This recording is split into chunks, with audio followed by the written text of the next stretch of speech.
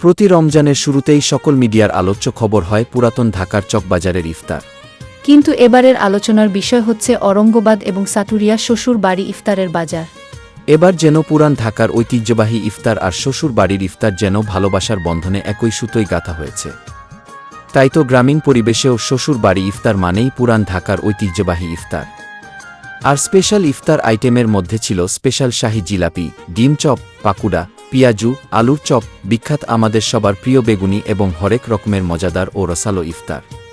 কিরণ, আরিফ এবং মামুন মামার স্পেশাল শাহী হালিম।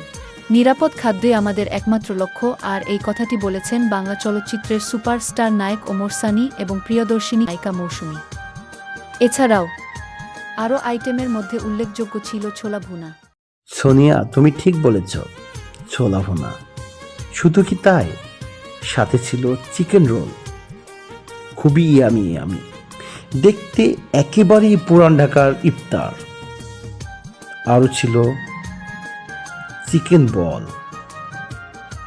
খেতে সুস্বাদু, দেখেই মনে হচ্ছে খুবই রসালো।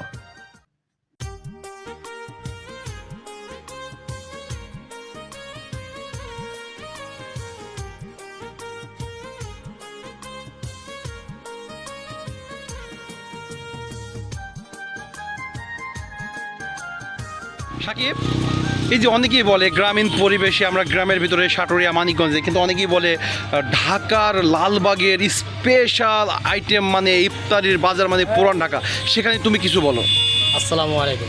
ওয়ালাইকুম আসসালাম। আমার উদ্দেশ্য বলছি, আপনারা পুরান ঢাকার অনেক কিছু দেখেছেন, কিন্তু সেই গন্ধ, সেই স্বাদ, সেই জিনিসগুলো আমাদের এখানে পাবেন।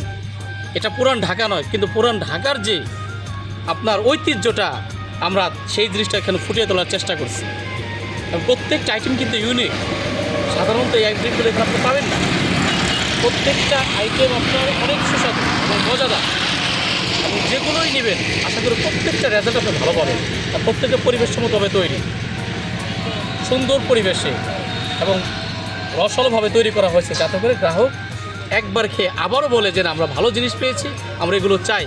আমাদের এলাকায় গ্রামীণ পরিবেশে এত সুন্দর জিনিস আমরা বারবার চাই, এরকম বলতে বাধ্য। আমরা তার মানে চাপলা শ্বশুরবাড়ি বলেছিল, খাইলেও পস্তাবেন, না খাইলেও পস্তাবেন, সেই স্লোগানকেই সামনে রেখে অবশ্যই, চাপলা অবশ্যই। শ্বশুরবাড়ির স্পেশাল ইফতারি আইটেম। অবশ্যই।